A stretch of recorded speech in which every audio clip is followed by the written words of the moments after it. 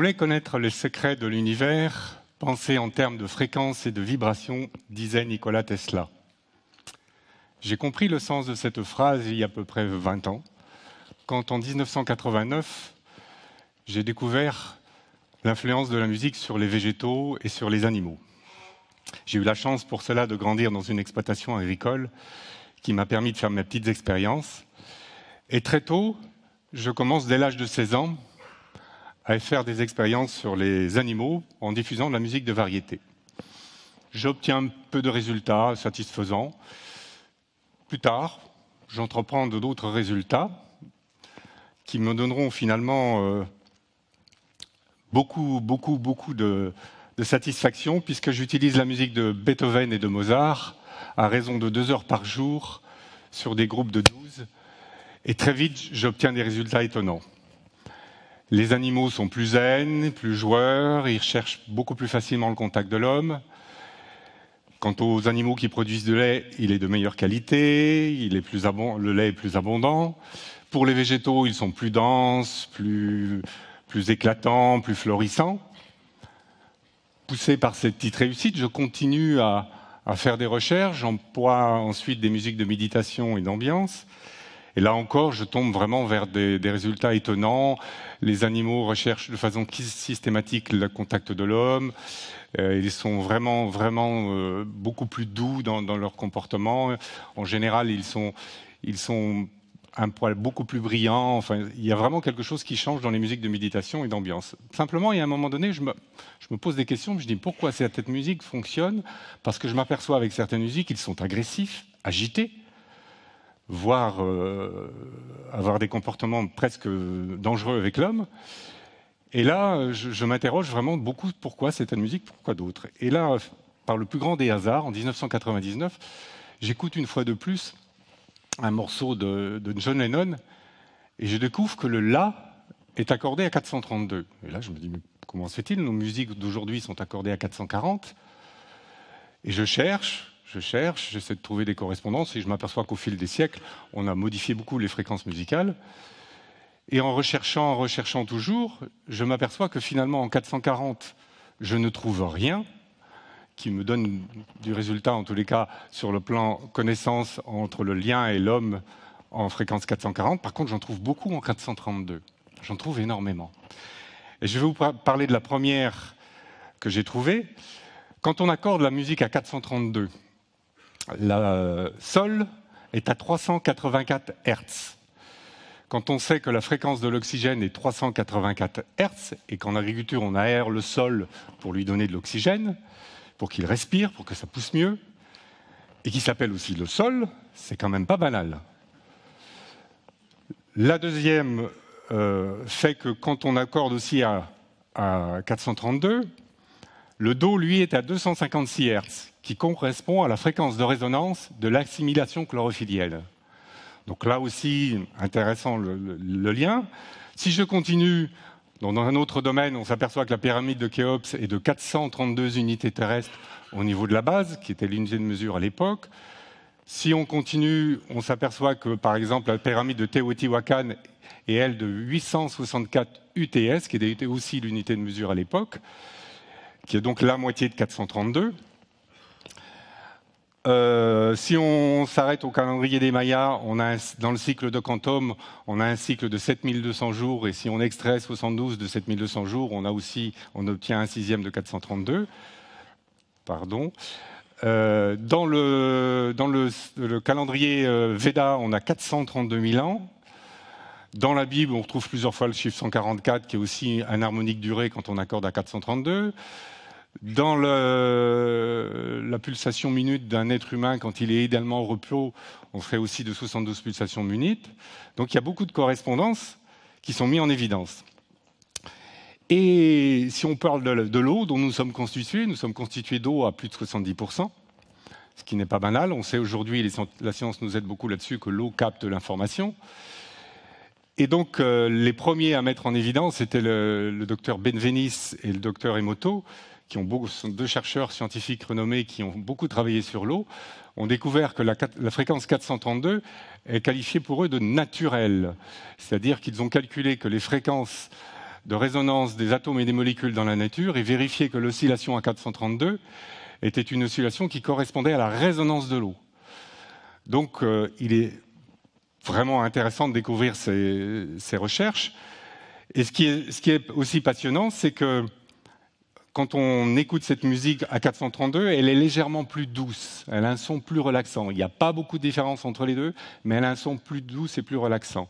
Quand on écoute à 440, ça crispe légèrement le corps, et progressivement, d'ailleurs c'est sans doute pour ça aussi, on dit que certains biologistes avaient dit qu'il y avait un désaccord entre le macrocosme et le microcosme quand on accorde à 440. Alors moi, je me suis équipé d'appareils pour photographier l'énergie des gens, en fonction des musiques qu'on écoute.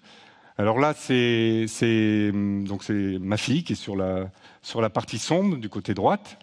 Là, elle écoute une musique 440.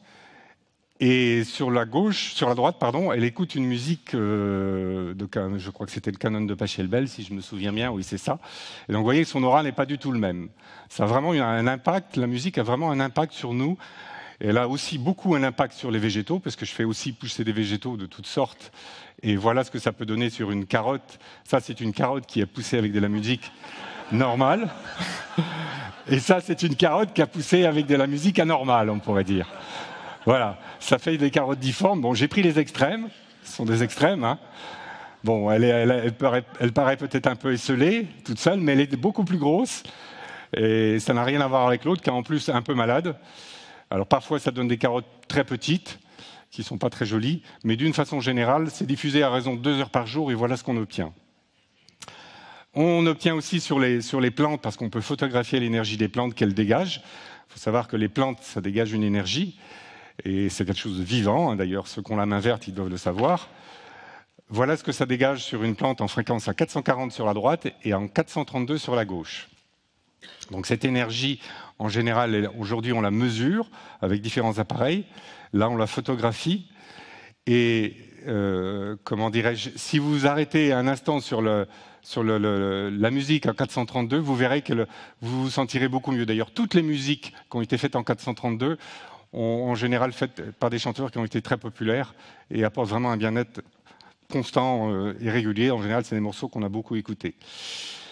Je parlerai de ça juste parce que c'est quelque chose que je trouve important. Donc ça, c'est une expérience c'est un appareil qui photographie les énergies. Il faut savoir que quand vous êtes en colère, que vous n'êtes pas bien, que vous êtes triste, on a ce qu'on appelle une énergie lumineuse, ou plutôt photonique. On émane des photons en permanence au niveau du visage, particulièrement au niveau du visage, et en permanence. Et si vous êtes triste, que vous n'êtes pas bien, que vous n'avez pas la pêche, vous allez avoir plutôt une couleur rouge, sombre. Et donc, vous êtes vibratoirement assez bas. Et par contre, si vous êtes bien, si vous êtes en forme, gai, tout s'est bien passé dans votre journée, vous allez plutôt avoir une couleur bleue. Et donc, ça, c'est ma fille qui est sur le premier cliché, qui venait de se prendre la tête avec son frère. Et dans le premier cliché sur la gauche, donc elle commence à marronner, elle n'est pas bien. Dans celui du centre, elle pleurait, elle avait envie de le taper, etc. Donc vous voyez une zone rouge autour de son visage qui apparaît. Et quand elle va bien, on a parlé un petit peu, vous voyez qu'il y a une zone bleue qui apparaît au niveau de son visage aussi, quand tout va bien, quand la personne est vraiment plus détendue et qu'elle a fini par lâcher. Donc nos attitudes dégagent une énergie, dégagent une couleur. On peut le mesurer aujourd'hui à la fois par des tas de tests. Donc c'est assez intéressant de le découvrir. Pour les végétaux, c'est aussi la même chose. Sachez qu'un végétal, c'est quelque chose de vivant.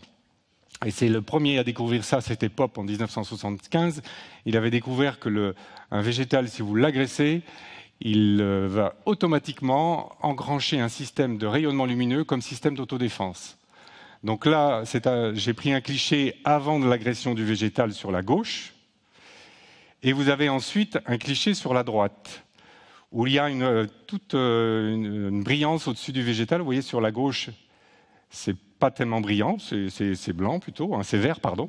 Et sur la droite, c'est brillant, c'est vraiment l'énergie lumineuse. J'ai coupé devant, avec un tempérament agressif, et voilà ce que ça a dégagé comme rayonnement lumineux. Donc nos comportements sur les végétaux, sur les animaux aussi, et sur les gens bien évidemment, ont une influence, et on peut aujourd'hui le mesurer et le démontrer en tout cas. Alors, j'ai fait pas mal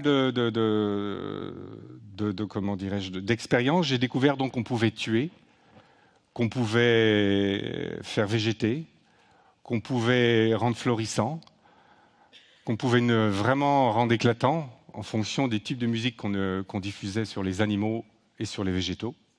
Je n'ai pas fait beaucoup d'essais sur les humains, mais j'ai fait beaucoup d'essais sur les animaux. Et là, je peux vous dire que c'est assez sidérant, c'est assez incroyable ce que ça peut faire sur un humain. Parce que j'ai fait récemment sur un humain il n'y a pas très longtemps, après l'avoir fait sur un végétaux, mais j'en ai pas fait beaucoup. Hein. Mais le si peu qu'on fait, je peux vous dire que c'est assez impressionnant. Donc, soyez vigilants à la musique que vous écoutez. Ce que je peux dire, c'est que vous savez qu'on a 7 centres énergétiques qui sont reliés à 7 notes, do, ré, mi, fa, sol, la, si. Et ces 7 notes correspondent à un organe. Chaque organe a aussi sa propre fréquence, et une fréquence donnée. Mais ce qu'on sait un peu moins, c'est que chaque acide aminé a aussi sa propre fréquence, et va se fixer sur le ribosome en permanence, toujours à la même fréquence d'accrochage. Alors vous avez un morceau qui a été étudié par Edith Enopti, qui est un morceau qui s'appelle le Canon de Pachelbel. Alors ce morceau-là, je vais vous dire une chose, écoutez-le tous les jours. Pourquoi ? Parce que ce morceau-là, il a la particularité, il faut savoir que sur notre chaîne polypeptidique, on a à peu près 300 acides aminés. On en a besoin de 8 primordialement, dont on ne peut pas se passer. Si on ne les a pas, il faut manger équilibré, sinon on va avoir des problèmes.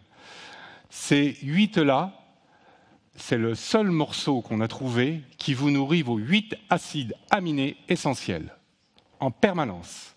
Il est conçu de 8 tonalités qui correspondent aux 8 acides aminés à l'homme.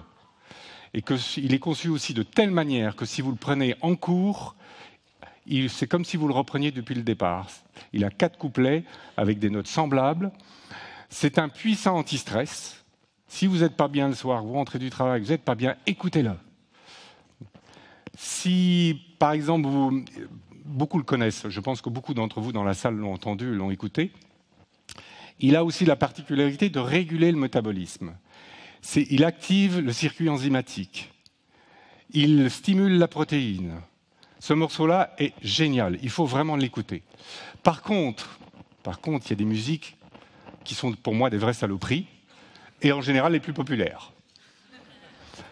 Il y a un morceau, à contrario, qui est construit sur les mêmes principes que le canon de Pachelbel que je vais vous citer, qui vous avez tous probablement dansé dessus, qui est un morceau qui a été fait par ABBA, repris par Madonna, enfin plein d'autres.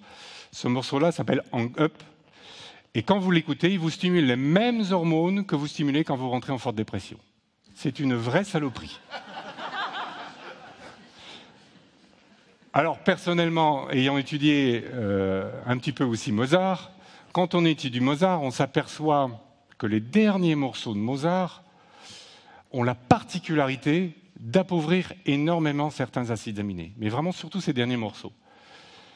Et à l'époque, il était mort d'une maladie du sang, une leucémie. Donc pour moi, ça c'est mon avis personnel, je pense que Mozart s'est tué avec sa musique. Mais c'est mon avis. Parce qu'il appauvrit vraiment beaucoup d'acides aminés, mais vraiment beaucoup, beaucoup. Et d'ailleurs, quand on l'utilise sur des plantes, on s'aperçoit que les plantes ne poussent pas beaucoup, elles ont plutôt tendance à végéter. Donc soyez vigilants à la musique que vous écoutez. D'ailleurs, Platon avait dit, si vous voulez contrôler le peuple, contrôlez sa musique. Je ne sais pas d'où il sortait ça, mais il avait dit cette phrase. Alors, on pourrait imaginer un monde baigné en 432. On serait certainement plus joyeux, on serait certainement plus vivant, on aurait certainement plus d'intuition. Je suis convaincu qu'on aurait plus d'intuition. Et globalement, soyez vigilants donc aux musiques que vous écoutez et au comportement que vous avez, car un bon comportement amène à un taux vibratoire beaucoup plus élevé. Vous émettez beaucoup plus de bonnes ondes et automatiquement, vous faites du bien autour de vous. Et puis d'ailleurs, on dit en général de ces personnes, ils rayonnent. Et ça, c'est à la fois la musique que vous entendez, les conditions dans lesquelles vous les écoutez, et c'est aussi dans les conditions dans lesquelles vous êtes. Donc le son peut vous faire vraiment beaucoup de bien, vous épanouir, vous rendre joyeux, vous structurer, vous construire, mais il peut aussi, malheureusement, faire des choses négatives, comme je vous l'ai dit tout à l'heure. Je vous remercie.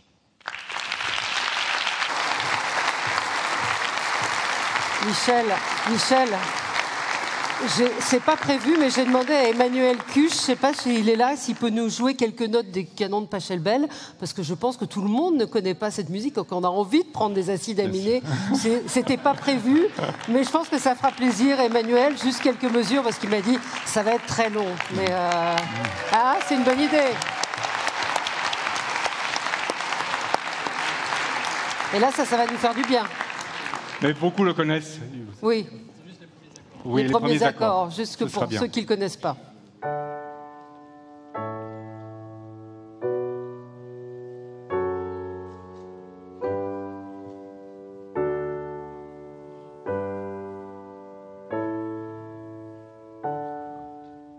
Voilà.